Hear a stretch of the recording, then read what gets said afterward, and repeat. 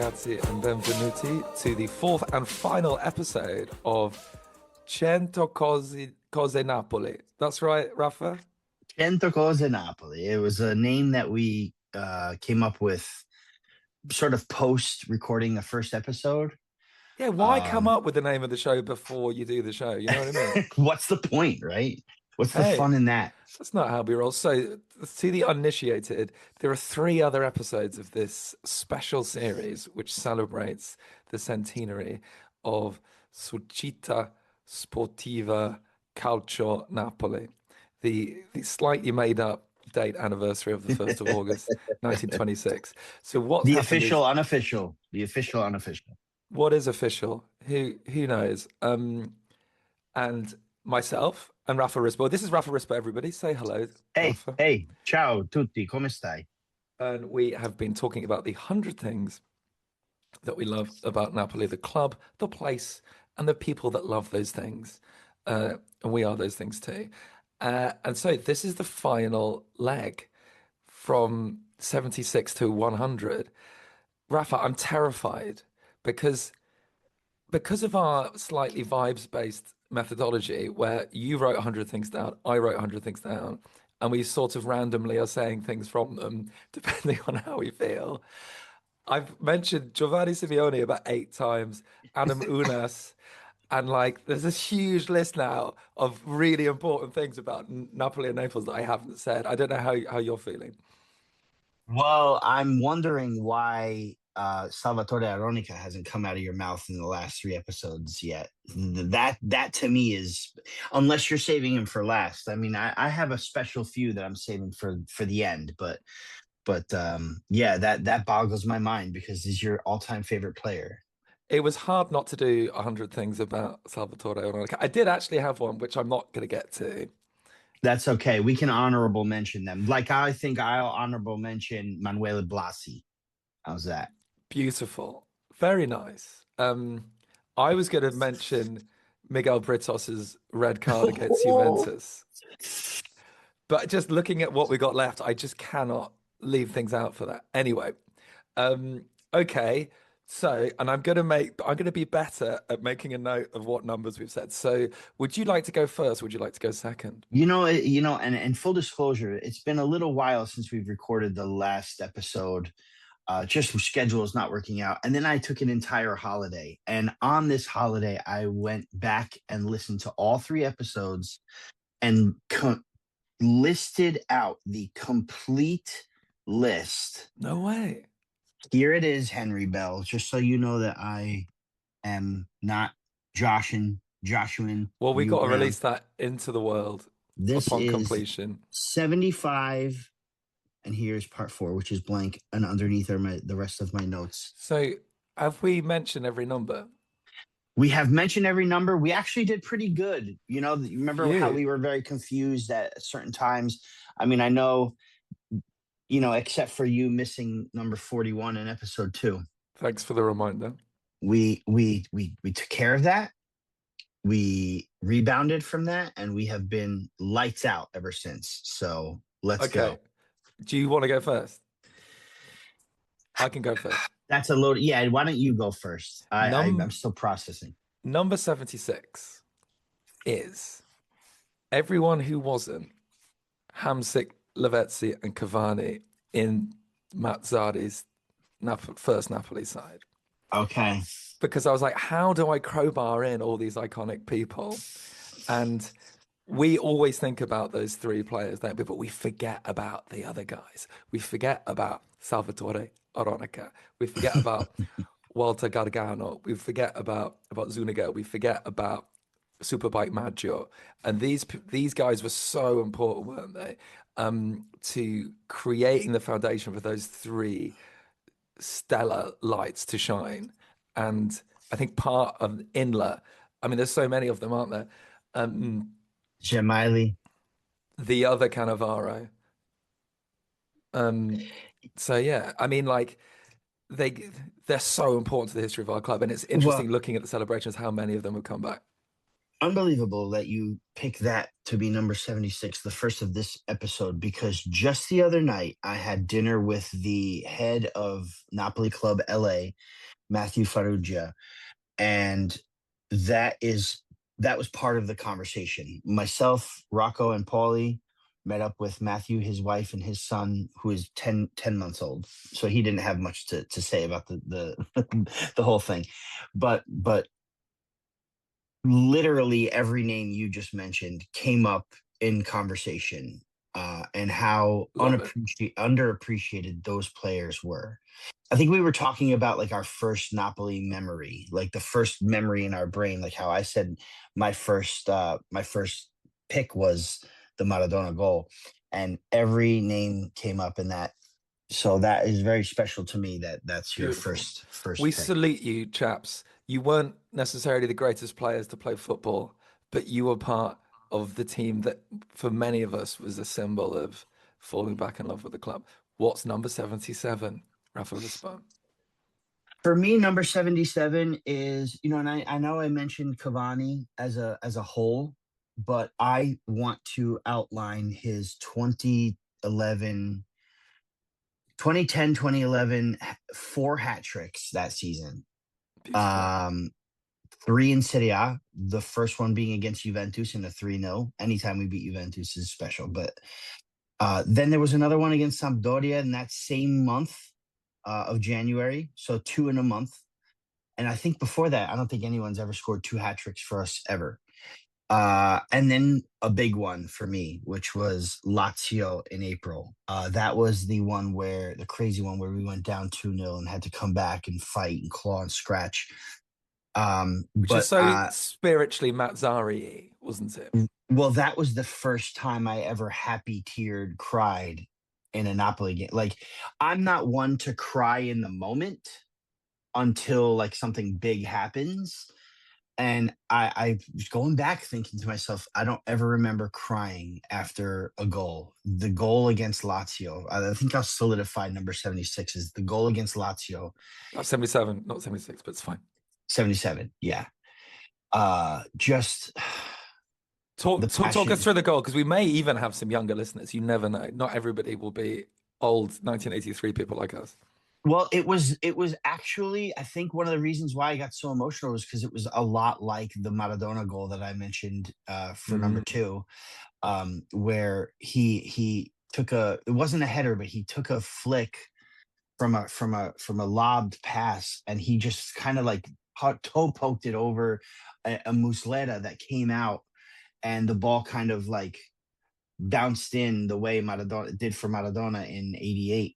Um, and that was a 4-3 in Zona Mazzari, which also kept us alive in the Scudetto race that ended a couple weeks later. But this is April 2011, where mm. we shouldn't have been anywhere near the top of the table, It was a and here we giddy are. season, wasn't it? It was a giddy. I remember just finding it unbelievable that we were even being spoken about. You know what I mean? I kind of believe it's going to happen in a stupid way. Anyway, that's a beautiful choice for number 77. So Cavani's goal against Lazio as part of his third hat trick of that Y- season. yes. Beautiful. I'm gonna go. Well, let's jump around eras here.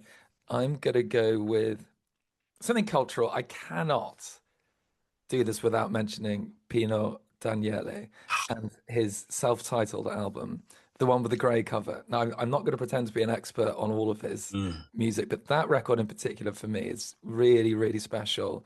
Um, my partner is one of her favorite records too, and she was like, "You can't call yourself a Napoli fan unless you know about Pino Daniele," and she doesn't really know anything about football, so it's a beautiful album. I listen to it whenever I need some memories of Naples. And when I was over there with her for the fourth Scudetto, I Mhm. listened to it every day. And then we went back to stay on Ischia, we listened to it every day. I just associate it with the blue skies of Naples and some of the really fun graffiti on the walls.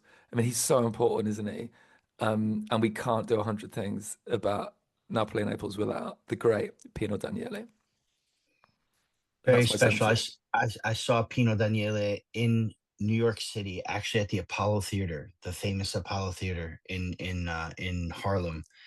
Um, maybe a year before he passed away, he came here and he Amazing. played, and it was just magic, magic, magic, magic. Um, There I'm we gonna go. go. I'm gonna go for number 79. 9. Yes. Uh, 79 for me is piggybacking off of your Pino Daniele is the fact that Napoli plays O Soldato Innamorato from Massimo Ranieri after a win. Um, and here in New York, and I'm not a Yankees fan. I support the other team in New York, the Mets. But here in New York, it's pretty custom for after every game, win or lose, the Yankees play New York, New York by Frank Sinatra.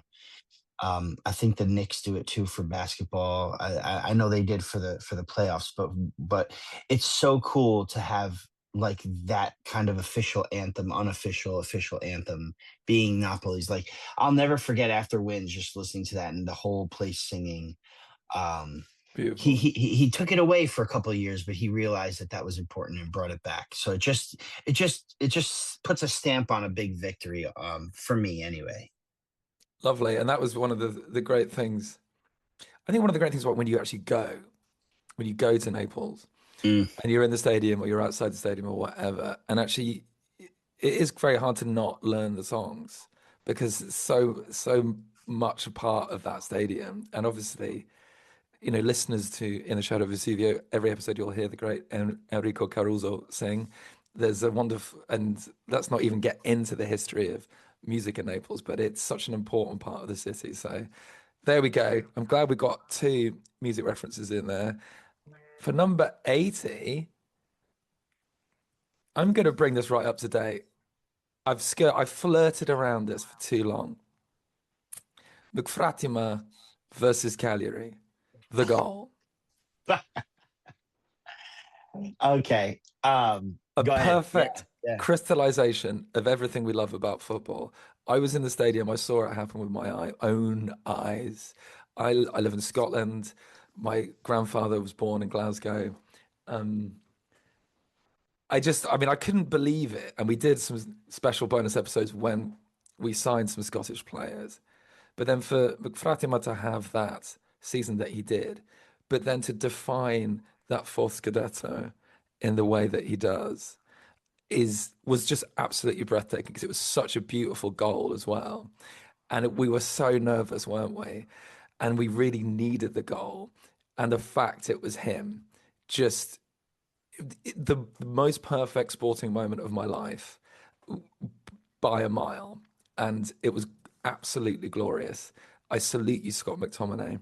One day we'll hang out, we'll have a couple of pints of tenants somewhere in Glasgow, and I can't wait to hear all about your Napoli career, where you'll retire, I hope. But number 80, McFratima, goal against Cagliari. There you go. Well, so I can't, obviously I had that on my list as well. So I'll scratch off the goal itself. Um, but for me, 82, right? 81. 83, 81. And here I was saying we did so well, and I don't know. I guess not.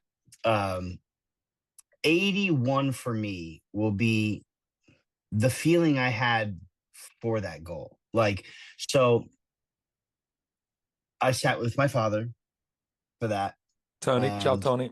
Tony Rispo. I to share that moment with my father was the bucket list was like filling the bucket, like the bucket list was already up here, and it kind of overflowed the bucket. Um, but I also was able to share that moment with a certain Manuel Borelli. I No way. somehow, some way, sat right next to Michele Borelli's brother, Manuel, and we actually shared that moment together. He's the one that told me that Inter scored right before. So for about 10 minutes, Inter were Campioni d'Italia that season. Same. And he told me Inter scored. And and then the goal happens, and we just shared the moment together. We had just met each other that moment. My dad and I speaking a little English, and he interfered saying, hey, where are you from? He spoke very good English as well. The Borelli speaks such perfect English. I don't know what Michele Borelli was talking about with his That's in his fine. last episode, and just coming to the realization that who he was so comforting for me. It's like I was surrounded by people. I felt like I've never even met this guy, but I felt like I knew him But you had a through connection. knowing It's an incredible the connection. the community that exists there of fans. That It's there are, unbelievable. what 50? What's the stadium capacity? 54,000, 56,000, whatever. 54, 56. Yeah. Yeah, so there's tens of thousands of people in that stadium, and you're stood there with your father, who is the absolute center of your Napoli fan existence, Yeah. and a seemingly random person that actually happens to have a really strong connection to you. It's beautiful, isn't it? That's what Yeah. following a football club's all about. It is very beautiful. And I think I'll solidify 81 by saying it's the community of Napoli fans, being there with so many people who are watching and hoping for the same thing to happen, but then just by chance being, sat next to somebody that I could relate to, somebody that I can on a personal level by never having met them before. And it's pretty unbelievable how that happened. So And we were yeah, so that blessed with that finish. It was just so dramatic that it was season. I that mean, moment for incredible. me was something. I just spoke about never crying in the moment. Two of three or four times that I've You're always cried in the crying, moment. as we'd say in I mean, but Scotland. that's the thing is like Always I'll look greeting, back, always I'll greeting. look back, and I'll start the river of tears will start coming, but it doesn't happen often in the moment, and it happened that moment, and I'm so happy to have shared that with who I did. So with Scott McTominay's in there twice. There's the goal, but then the celebration of the goal with the community of Napoli fans. That's 81. 82, Kalidou Koulibaly's header against Juventus in 17-18. We can't leave. I mean, let's not let the memories of how that season ended up taint what just a pure expression of glory. And it was, on a technical level, a magnificent header. Everyone goes on about how high Cristiano Ronaldo can jump. In my Mm. mind, Koulibaly jumped about 43 feet in the air to head that in. It was it was towards the end of the game, right? I was in the And 90th minute. yeah, It was yeah. in the 90th minute.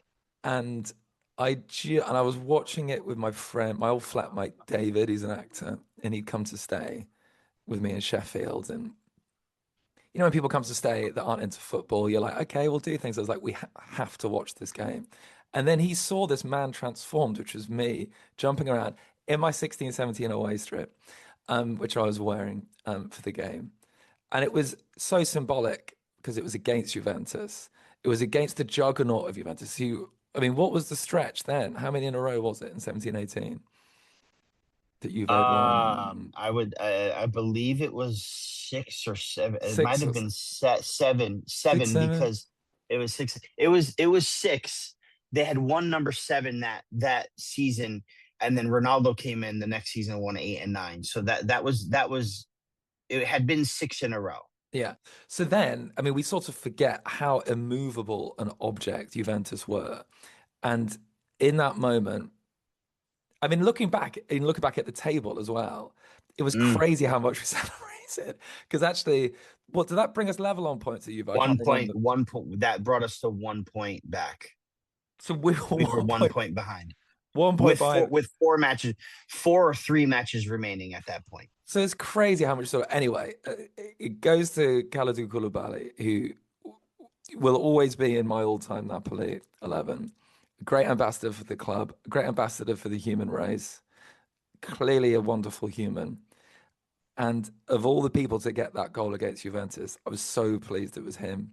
And it's so sad, obviously, that team and he himself never got that Scudetto, but we'll never forget that moment. And it was just wonderful, wasn't it? It was, and I'll never forget that moment. I believe we podcast right Straight after after. that.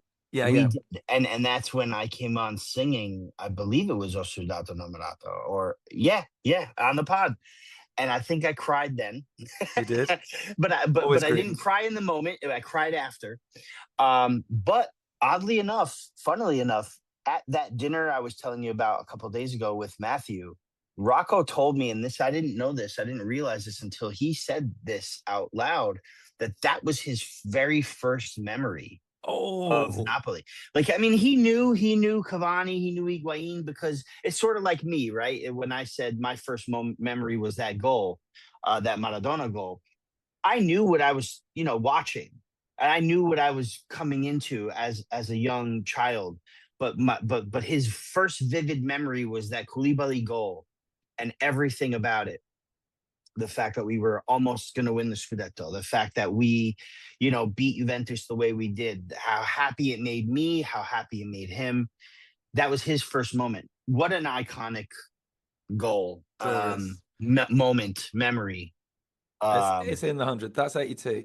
83, the year of our birth, Rafa. What are you going The to say? year, the year of our birth, 83 for me is meeting you, but not just in person, meeting you through this venture, Henry. And, Sempre. some have come and some have gone, and everybody's great. We love everybody who has been a part of this journey.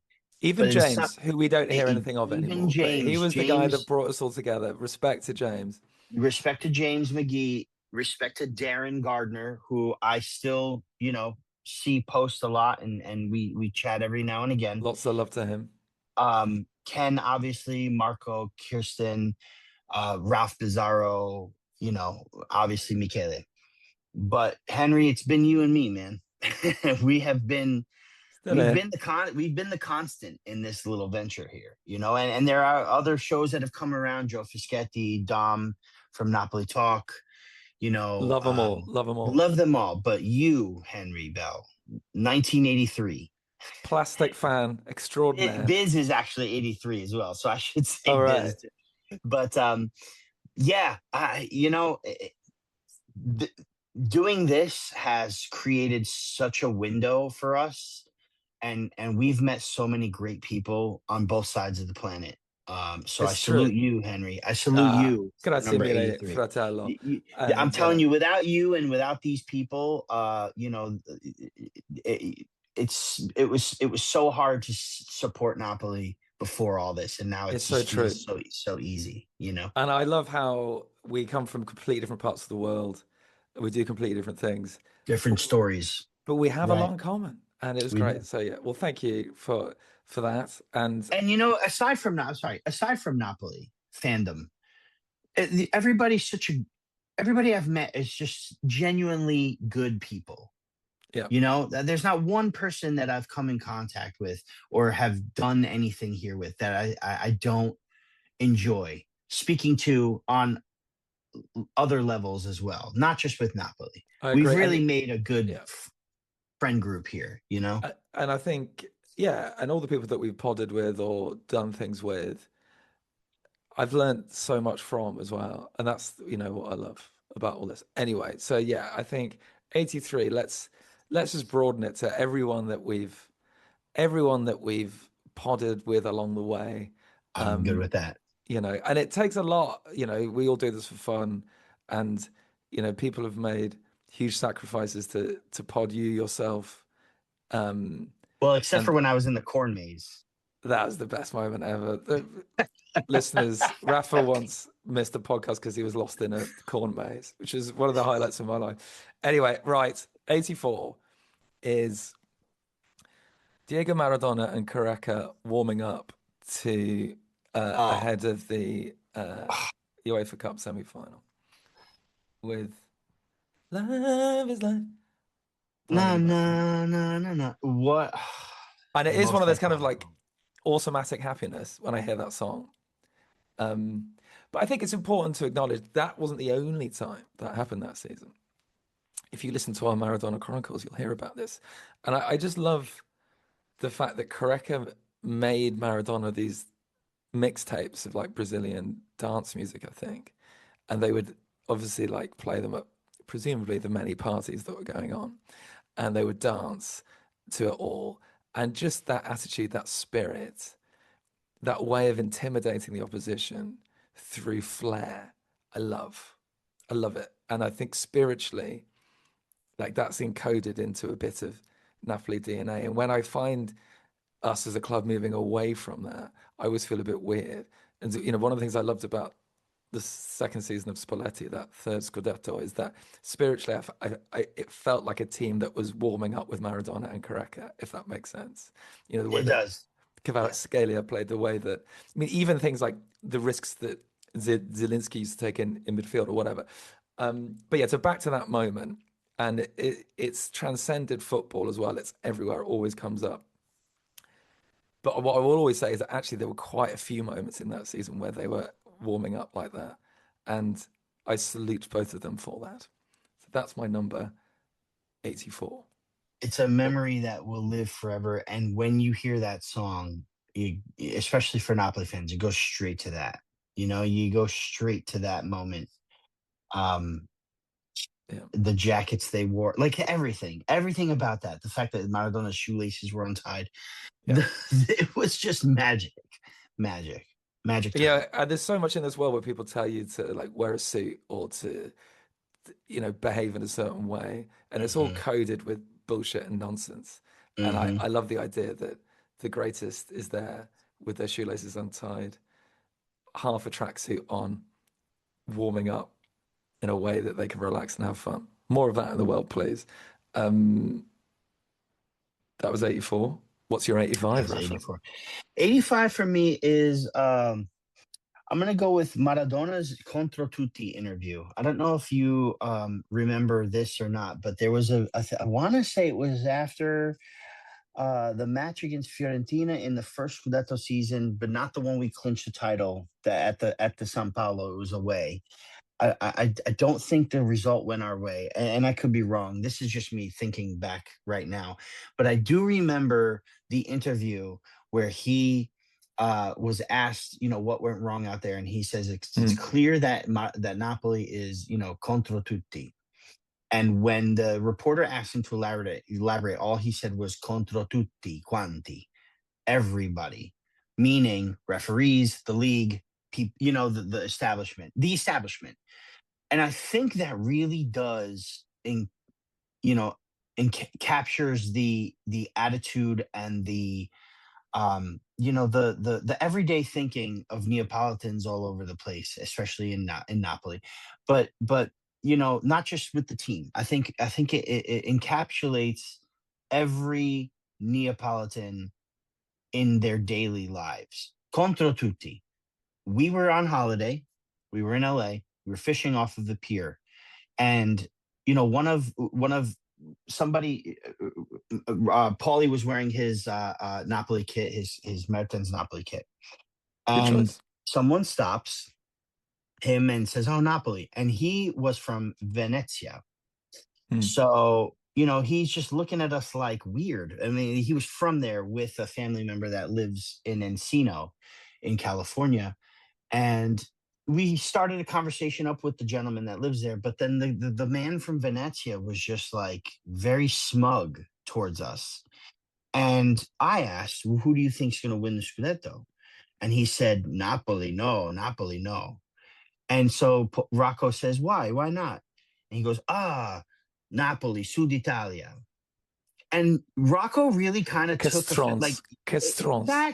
exactly. And Napoli really kind of like Rocco really kind of took offense to that. I laughed it off. We're on holiday. Okay, keep it moving. See you later. You know what I mean? But Rocco was really like, wow, what a pezzo di merda. And I was like, well, why do you think that? He goes, Sud Italia, Sud Italia. What do you mean Sud Italia? What's wrong with Sud Italia? He really took such offense to that. And in my mind, that interview came up where we really Yeah, yeah, are yeah. contro tutti. Yeah, Unbelievable. very good. And although I have none of Naples in my blood, I was very keen to correct the record when this kind of regional discrimination creeps in, which it does everywhere. Actually, you see it as you mentioned in the diaspora. You see it in Italy. It travels around it. Again, one of the many reasons Maradona really got it right in Naples was that he Mm, understood that very quickly. Particularly in his mhm. also his like performances against Verona. Like, Oh if you're yeah. feeling sad, listeners, just look up just like Google like Maradona's goals against Verona, and it will make you happy. 86. I'm going to go to a period we very rarely talk about in Napoli history, the late 70s, early 80s. Not a great time. We were stagnating in the league, um, and one guy turned up to raise the spirit and the morale of the city and of the club, and his name was Ruud Krol, one of the greatest defenders of all time.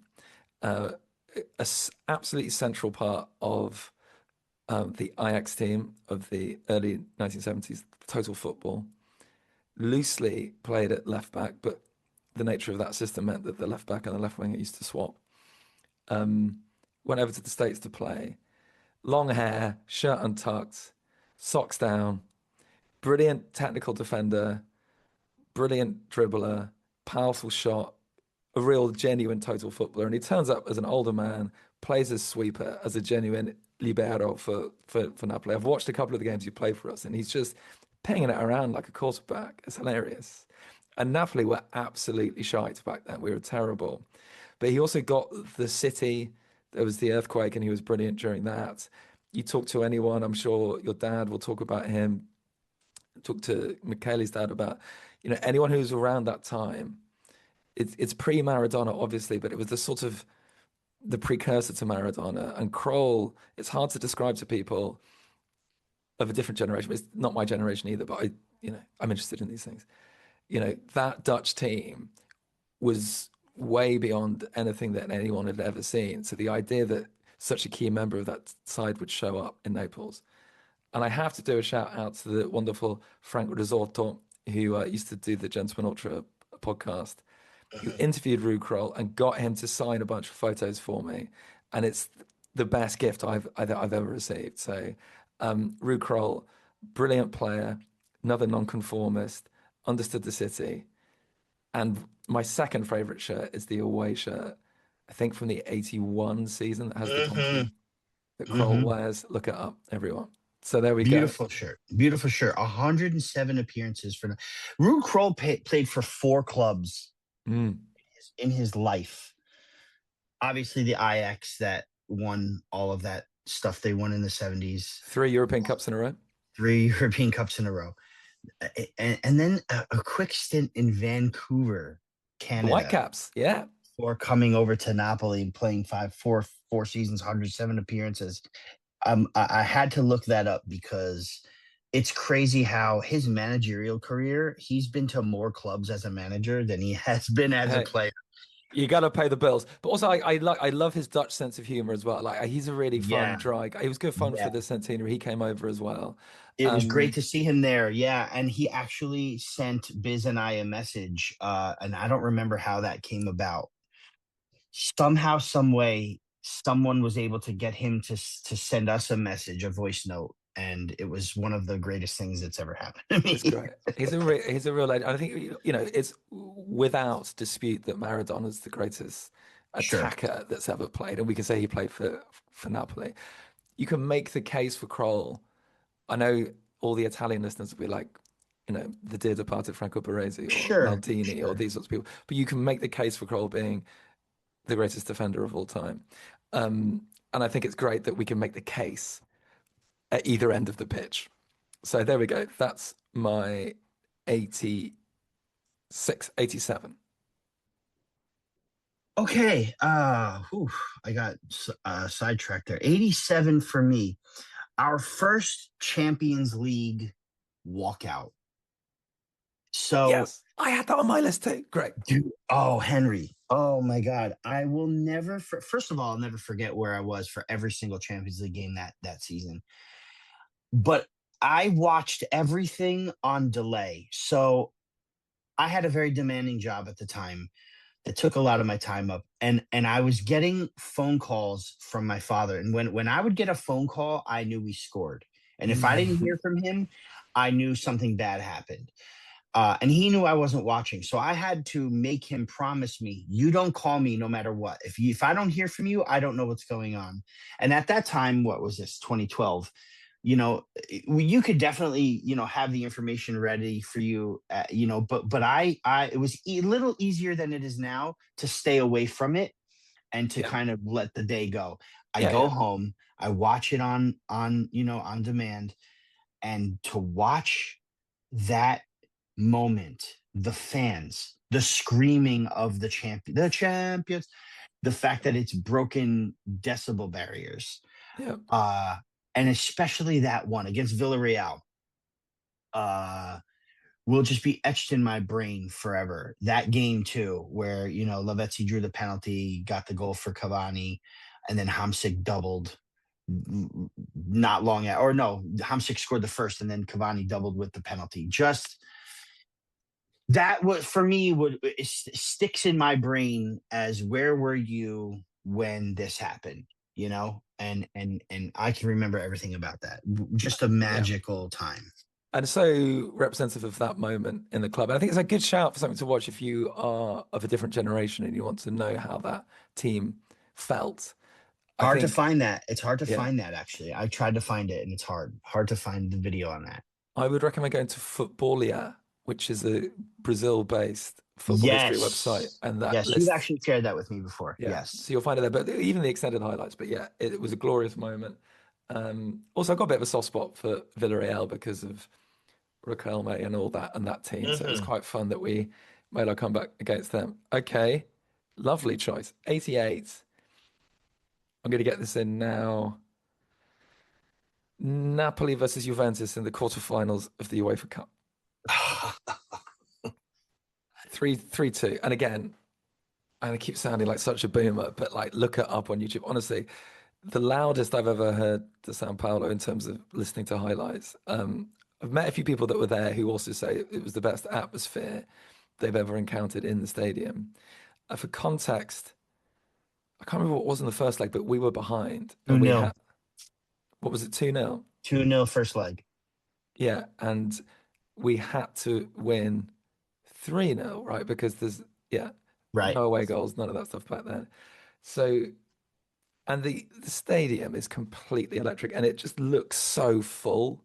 I mean, obviously the capacities are different and it just, I don't know what the official attendance is, but I think the actual attendance was a lot more. I think we're talking 80, 90,000 Yeah, people back in there. back then back then the capacity was much more than it is now, for sure. Yeah, yeah. And I think anyway, so 2-0 full time, goes to extra time. We're banging on the door, we're banging on the door, we're banging on the door, we're banging on the door. And one of my players that I put on my list, he's not going to make it, Alessandro Renica, uh, our sweeper during the first Scudetto and that sort of recovery season. French international, never played international football. Tall, languid, had a strong shot on him. Is it the last minute of extra time? I think it is. It might even be the last. Yeah. He heads it I think in. it was I think it was I think it was the last minute of Was it oh normal yeah, time? yeah, last minute of extra time. Last minute of Correct. extra time. Yeah, We were yeah, going to we were on our way to penalty kicks. Yeah. yeah. And he heads it in, and the noise. Just you just have to look it up, folks.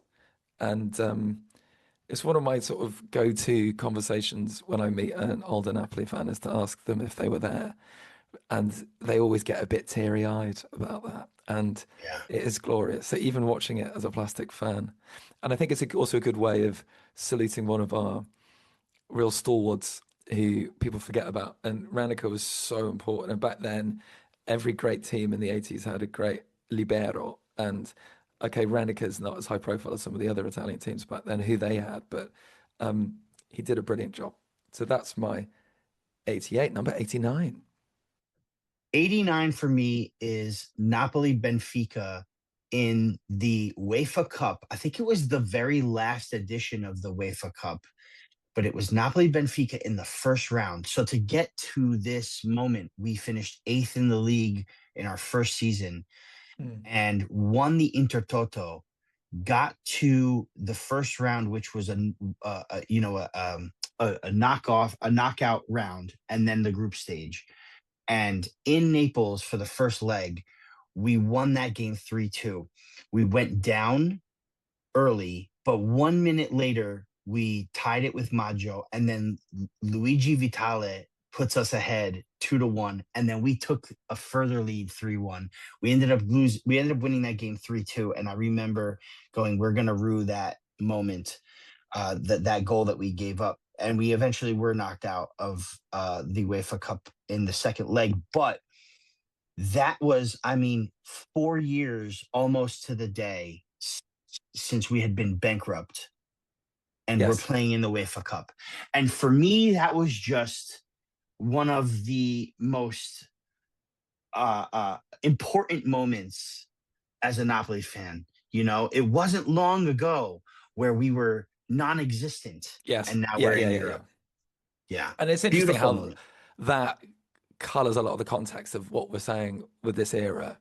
Was It was just so hard to be able to watch Napoli for me during that period, and you know, with the Scudetti seasons as well was exactly the same. Just that disbelief, but yeah, qualifying for any European competition, and even if also watching the stuff in the '90s as well, we were so far off that. So yeah, that's a fantastic shout for '89.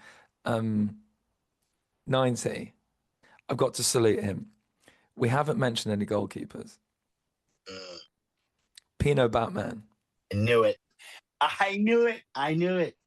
Batman, Batman um, Tagliatella. Oh my gosh. Tagliatella from Ischia, so local. And there was just something about him, very eccentric. He literally got sued by DC Comics because he used to put the Batman logo on his football shirt. Different times, Different listeners. times. But he Different was times. good, and we really struggled with goalkeepers actually.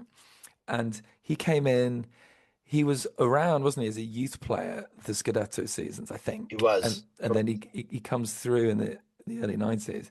And his penalty record, I think, is still the best in Serie A in terms of penalty saves. And It might be. Yeah. I think in terms of percentage. So he was great. He was from Ischia, and I was watching as I was what 10, 11, 12, that sort of age. And a player in a Batman shirt, you're going to be watching. And I used to like playing a god because I was crap. I used to like jumping on the floor. I think like a lot of kids, and just that feeling of when there's a penalty against you. And obviously, I couldn't watch every game because it's Channel 4. So I'd watch maybe two, three games a season on TV. And you would always know that if there's a penalty, you'd be in with a chance of saving it. So I salute you, Pino Batman. And you're my number 90.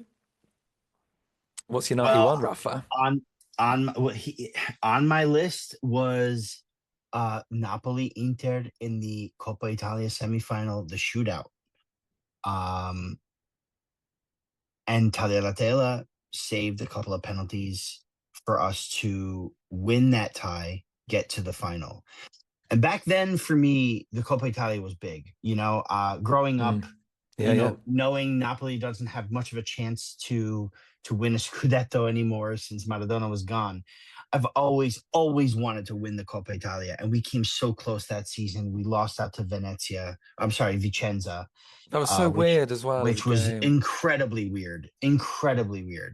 But I'll never forget watching that on Rai International with my dad and my family, and celebrating the being finalists, at least winning, in Inter is Inter. And who was in that team back then? So that was what what what season was that again? that was in 96, 97. So we're talking big bucks into, and they Yeah, weren't winning many things, but they were they buying a weren't. lot of No, players. they were not winning. No, they weren't winning in Italy, but they were winning in Europe. Yeah, they'd won And the UEFA, hadn't they they? won the UEFA Cup a couple of times. They were winning a few European trophies. That was just such a cool moment to amidst all the struggles Napoli were going through. Eventually, would be relegated a couple times, but to me, that was like the highlight of the '90s Napoli in the '90s. Well, in the late '90s, obviously for me. Yeah. That's a lovely, lovely choice. 92. I'm going to go for, yeah, now's a good time. My favorite Napoli game from history, Fiorentina 2, Napoli 3 from 89-90, Mm, which features Roberto Baggio versus Diego Armando Maradona. mhm. And Fiorentina go 2-0 up in the first half, including that glorious solo goal that Baggio scores as a young man Yes. for Fiorentina. And it was really his emergence as a great that season. And he's brilliant. And if you watch it, he's everywhere. He completely dominates the whole game. Maradona's in the middle of his I'm pissed off at the club moment. Hmm. So he's on the bench. And then he comes off the bench in the second half. And he doesn't score. I don't think he scores, but he's everywhere. He sets things up. And Napoli scored 3 goals and they win 3-2. And it, for me, even if you're not a Napoli fan, if you're a football fan, that's two geniuses at play. And, Baggio in the first half, Maradona in the second half. And as someone that loves Napoli, but also loves Serie A because of those great players that played, um, I think it's just a celebration of the beautiful game in its purest form. And Napoli won. So, and I think there was a lot of Maradona. They had a lot of respect for each other, Baggio and Maradona, but there was a lot of Maradona coming off that bench to show this guy who the real, who the real number 10 is. And for me, those two players are the two people that should wear the 10. I mean, it should just be Maradona, but if somebody else has to wear it, it has to be Robbie Baggio. Another player that I'd love to have a cup of coffee with one day. So that's my 92, 93. Not well. So this was on my list, and I was gonna leave it off, but since you decided to bring up the Fiorentina Napoli game, um, from that year, I will bring it up.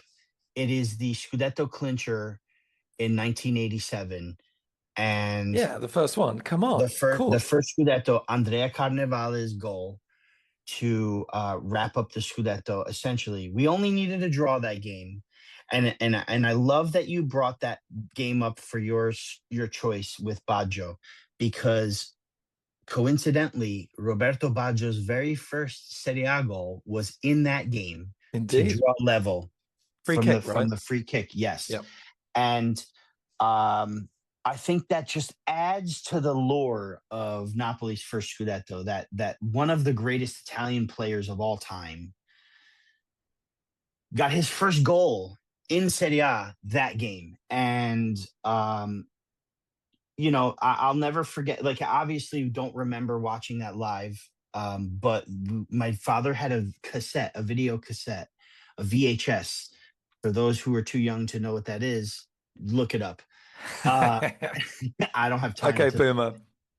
but I would watch that over and over and over again as I grew up and as I became more of a Napoli fan. And I just remember the joy of watching Napoli just celebrate the first Scudetto. Um, the tears, the fact that Maradona said that this was more special than winning the World Cup because he won it at his home, and he's not Neapolitan and he's not from Incredible thing to Napoli, but say. this is Incredible his thing to home, say. right? He had just come from the goal of the century, the hand of God, lifting the World Cup. I mean, you're at the pinnacle. There's nowhere really else to go Greatest after individual that. performance at a World Cup tournament. Yeah. 100%. And him referring to this as more special because he was home to win it. Just it shouldn't go unlisted in this. And I'm glad you brought that up because I was going to skip it. Nice. Okay, so that's 93. 94. I'm going to say I've got to make some tough choices. I'm going in Maurizio Sarri. uh, You know, here's our first disagreement. because th those 3 seasons, it's really hard to describe what that team did to me as a Napoli fan. And Mm-hmm. I think those of you that listen to In the Shadow of Vesuvius will hear the influence of that side on both me and Michele and how we feel about Napoli as a team, what we expect from the team, and all that side of things. And I know he went to Juventus, and I know that was bad. But he also left after a year. Um, but let's dwell on the positives. The way that team plays, and I would encourage you to look at almost any game for the 16-17 season to see Sarri ball at its peak in terms of aesthetics. 17-18 obviously was the season everyone talks about, but actually it wasn't always great back then, partly because Hamsik was knackered. But I love that team, how they played football, who played for the team, and it was all down to that guy who was plucked almost out of nowhere and given the keys to the club. And I wish our owner thought about things a bit more like that than he does at the moment in terms of who he hires. Uh, he had drones on the training pitch. He smoked cigarettes. I didn't like a lot of what he says. I don't agree with a lot of his perspective on the world. But the team that he created was beautiful. And so, controversially, I'm putting Maurizio Sarri in my 100, number 94. So he doesn't make my cut. And the reason why is not anymore. Here's the thing: is I was very pissed about him going to Juventus, So, but that would make me a hypocrite because um, that would make me a hypocrite because Conte comes over to Napoli and wins the Scudetto, and now here's Allegri, right? So I feel like I can't use that as an excuse anymore for Sarri. So especially since he left for Chelsea and then went to Juve afterwards. Uh, the reason he doesn't make my cut is because we just didn't win, and I don't think he had enough to get us over the limit. We should have won, but we didn't. And I think a lot of it was down to a lot of excuses he made and a lot of just poor use of the depth that he had, which I still think we had enough depth to get us over the hump. Like that's oh one of yeah, the hills I'm gonna die on. But 100% Sadi ball was yeah, beautiful and it put us on the map. So you can't deny that 100%. And yeah. I don't have ill will towards the way we played that stretch. That was the most beautiful I've ever seen us play. I I just still agree. have Yeah. that sour taste of the hotel in losing the Scudetto in the hotel in Florence. But let's not dwell on that. Let's dwell on the positives. The Yeah, beautiful football that he the made. So beautiful there we go. football. Correct. 95, Rafa Rispo. 95. 95. Okay. Getting close now. Well, where we go? Yeah, I have to whittle it down to almost nothing. We're Okay, in so not Zona Mazzari. 1995. Napoli, I'm sorry, not 1995. 90 number 95. 2007, 2000. It was March 3rd, 2000. No, March 2nd, 2008. Napoli beats Inter 1-0 off of a Zalaieta. I mean, uh, Inter keeper at the time. His name is escaping. Julio Cesar was way out of his box, and Zalaieta puts a long lob into the back of the net. And as I'm celebrating the goal, I get the call that my grandmother passed away, Mhm. and the joy I felt for that goal. Mind you, Inter are the champions. They're the champions of Europe. They just won their trouble. No, they didn't win the treble yet. They weren't the champions of Europe yet, but they were They were Inter. Inter were Inter. I think it was their first loss in the season as well. And I will always look back at that saying, like, that was my grandmother telling me to not worry about her. She's fine. Not Mhm. and giving me the gift of Napoli's beating Inter. And at that time, it meant a lot, because Beautiful. listen, we beat Juve, Inter, and Milan at home that season. It was our first season back to Serie A. Yeah. So this is a very big deal. Beating Inter 1-0 today is, while it's big, but it meant so much more to me at that time. Um, and it was sadness and happiness all in one. And at the end of the day, I look back at that and I think that for me, it's a very important moment for me in my fandom for this club. And there's moments as a football fan, sport fan, when, life and sport overlap with each other. Actually, weirdly, my grandmother was a massive Chelsea fan. She went to her first game in 1924 in Stamford Bridge. Incredible to That's think. unbelievable. That's And unbelievable. she lived to the age of 106. God And bless. the season she died was the season Chelsea won the Champions League for the second time. And I have no fondness for Chelsea, but it's funny. I always think that's my grandma winking down. So yeah, Yeah. lovely. Oh, sure. Absolutely. Um, okay, 96. I'm going for how Lavezzi made us feel. And Lavezzi's a hard player to describe to people that weren't there because if you look at, I mean, actually the highlights are pretty good because he did score some beautiful goals and stuff, but it was just the feeling that he gave us as Napoli fans. He was the first to come, you know, the first person that felt like a superstar, the first person that felt like they were playing for the city as well as the club. Um, the way he was on the pitch, nowhere near the same talent as Maradona, but the same sort of attitude, I think, a bit like what you're saying in that kind of interview. Um, and, better players have and will play for Napoli. But apart from Maradona, I can't think of another player that has lifted the fan base week on week as much as Lavezzi. And I think he's an enormously important person in the history of the club who I worry a generation of fans are going to miss out of understanding how important he was. And so for me, I've got two left after this, but spoiler alert, Lavezzi is going to be the last player that I mention. And I think because me as a Napoli fan born in '83 that wasn't conscious as a Napoli fan during the Maradona years, Lavezzi for me is that kind of shining light. And I know there are other fans of my sort of age that kind of feel that. So thank you for Lavezzi for making us feel something again. He's my 96. That was beautiful. I'll never forget signing Lavezzi going, who the hell is this guy? Yeah, yeah.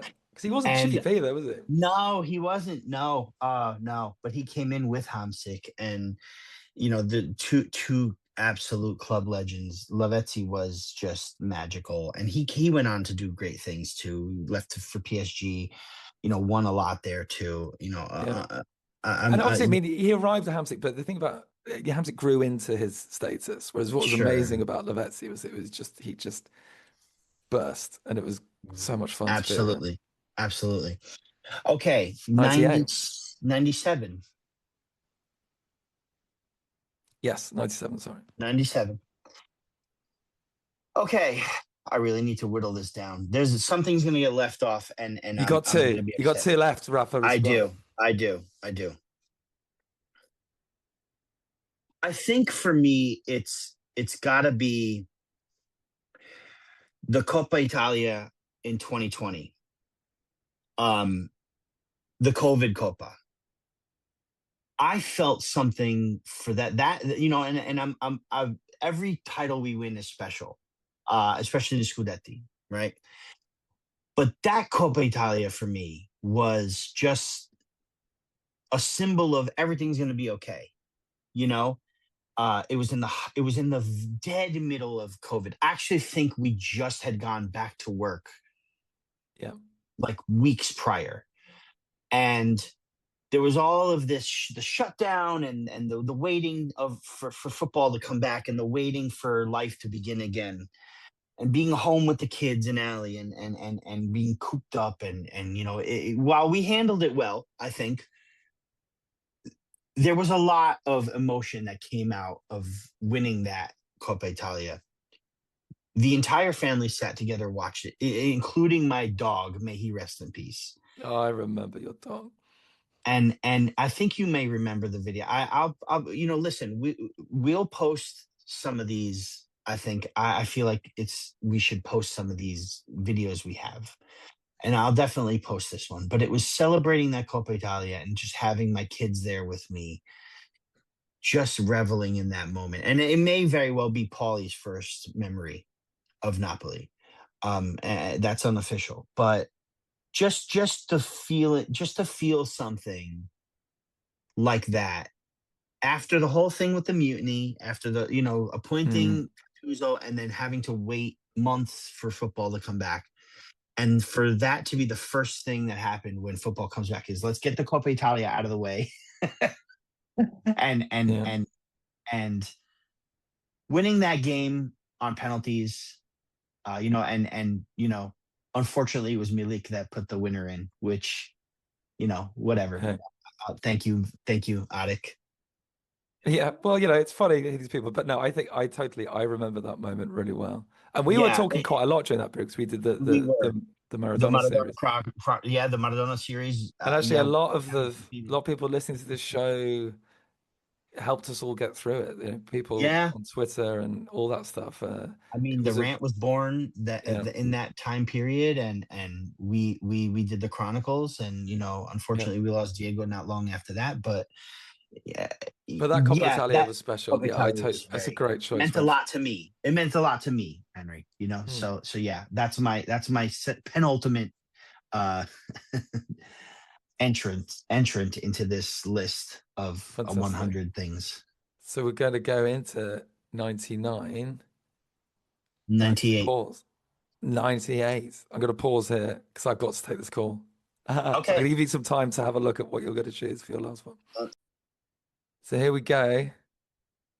98. Um, so I just have to say Napoli between September 2022 and March 2023. Maybe April. I don't know because we ran out of steam once we'd won the Scudetto. But that side for me, and we romanticized the first Mazzarri team. We romanticized the Sarri team. We legitimately celebrate Maradona's team, and we romanticize Luis Ficino's team in the 70s. There have been great sides that have played football that haven't won things. There have been sides that have played good football at times and won things.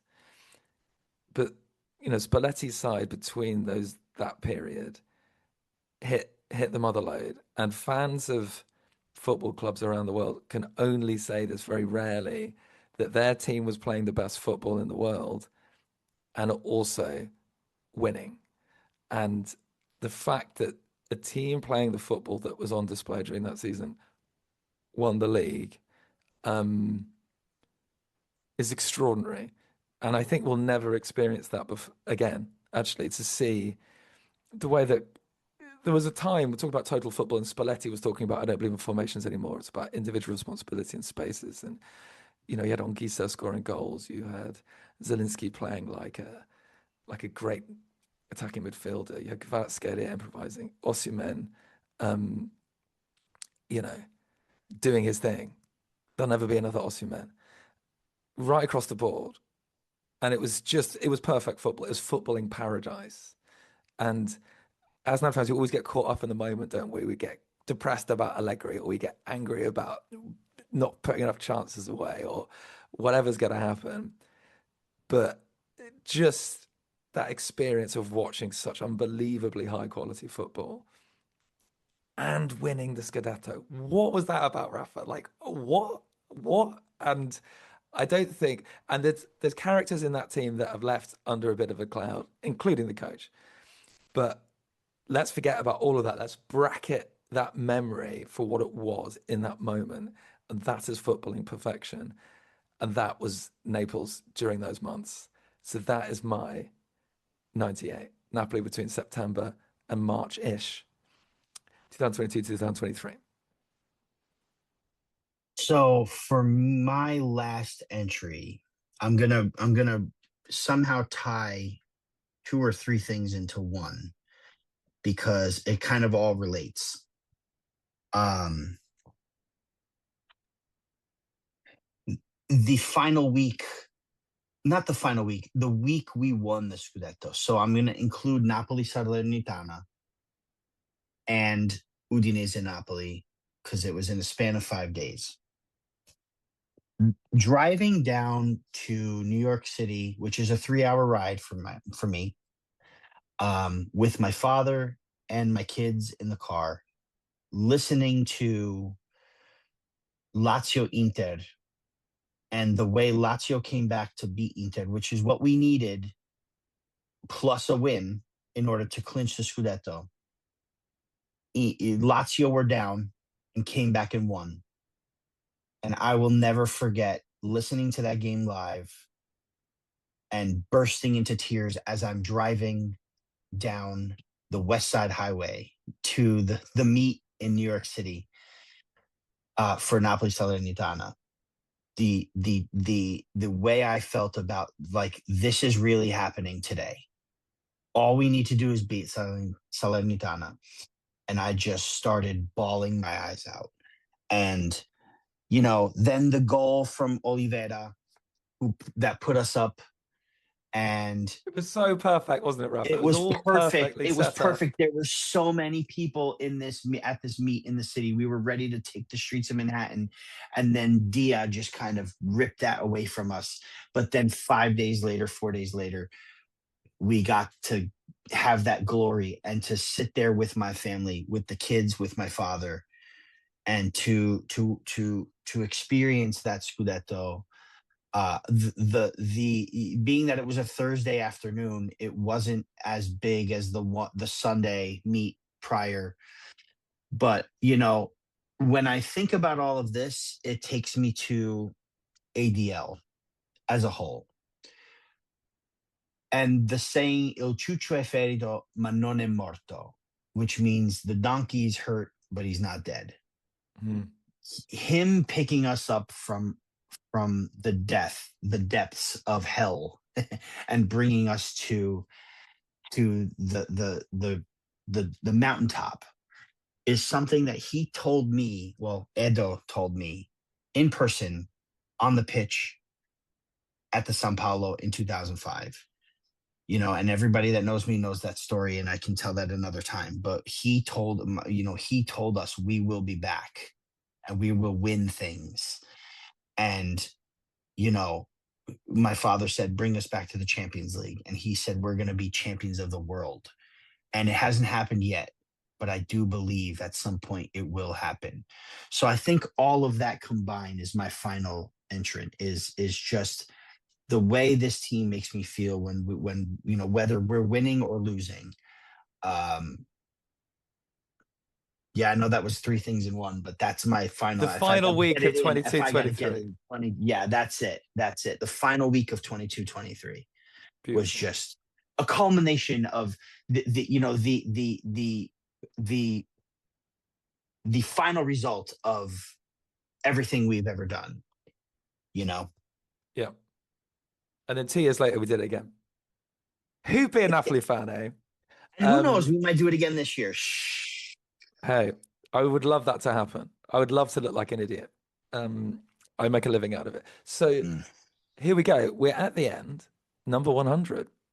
number And 100. for me, this is a particular moment in my life that was glorious, where you feature Rafa, as does Tony, as does Michele Borelli. Have to give a proper shout out to Michele, really, who has transformed my relationship with the city and the club. But fuck you, Michele, really. But um, also features all sorts of people. Vincenzo, who I met for the first time then, which is great. There was Chris Kelly from Yorkshire representing. It was we were sat on a big table at Di Maria's, is that what it's called, in the Cortiere, and we just had dinner. Beautiful restaurant. Yeah, it was your dad's tip, and your dad turned into the kind of maitre d'. He was like the host, and he was just like in his element, and it was so great to see him do that. And there was other Michele as well.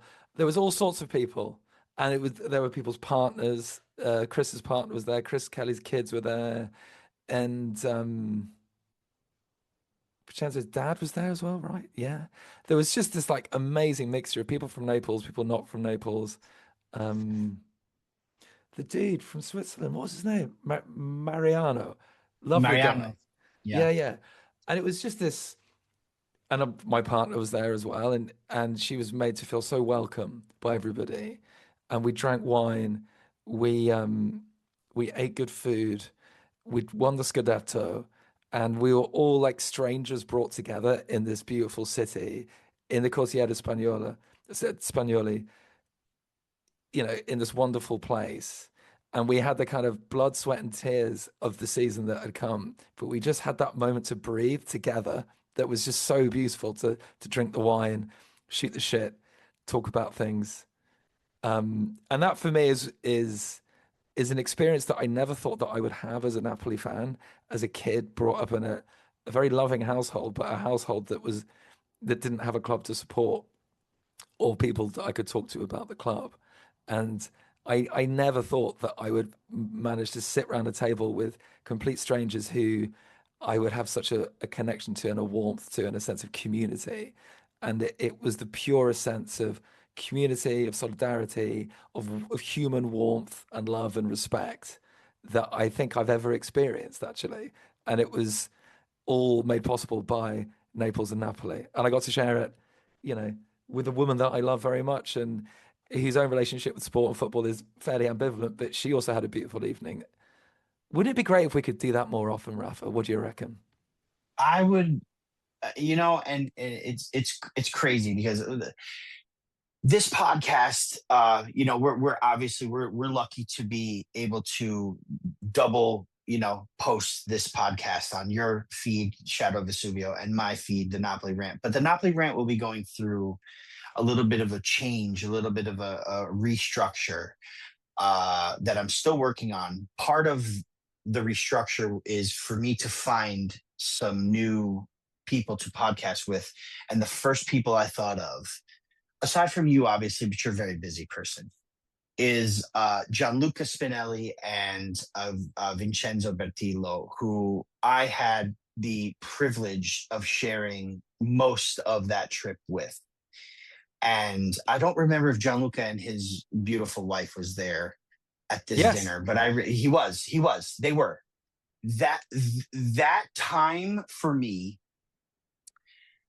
was probably the most special time in my life as a Napoli fan, and being able to personally connect with you, with him, with Vincenzo, with everybody else that was there, obviously Michele. And I think that while I love everybody that doesn't normally podcast with us as well, like all the community that used to watch the rant, used to listen, we're in various message boards. Gianluca and Vincenzo for me have we've got this bond, I think, and our fathers, all three of our fathers were there too. So it was that one was of really those things. incredible for me, was Yeah, seeing that just cross yeah, of generations exactly. and backgrounds and countries and nationalities all brought together for the same thing. And football is a terrible thing as well. Look at what's going on with FIFA. Look at, 100%. there's so many bad things about football, but there's also, it has the potential to bring people together in a way that very few other things in the world can. And that evening for me was that par excellence. I think the expression football is life, and we just defined it, right? I Yeah. mean, football is life, where it can bring you down, and it can be ugly, and it can be hard, and it can be difficult, and it can be cruel, and it could be, you know, uh, um, terrible. But it can also be beautiful, and it can bring people together, and it can, bring memories, create memories and family involvement. And I'll never forget, that dinner, but also another dinner where, Gianluca, Vincenzo, and myself and our families sat together, and it was the end of our Fantacalcio season. And Nice. Gianluca, I was with Gianluca. I think you were part of that season. Yeah, yeah. He You won, may right, have been. Gianluca? Did He he win the won, league? and Yeah, I yeah. sat with him as he Ogori? won it. So we did a mini celebration at dinner for his win, his scudetto, his Fanta Lemonada scudetto. That was Henry. You couldn't have finished this podcast any better. That for me, of all the things that I'd left off here, uh, sadly that wasn't one of my uh, um, that wasn't on my list, and it should have been. And I appreciate you for putting that on the list. Hey.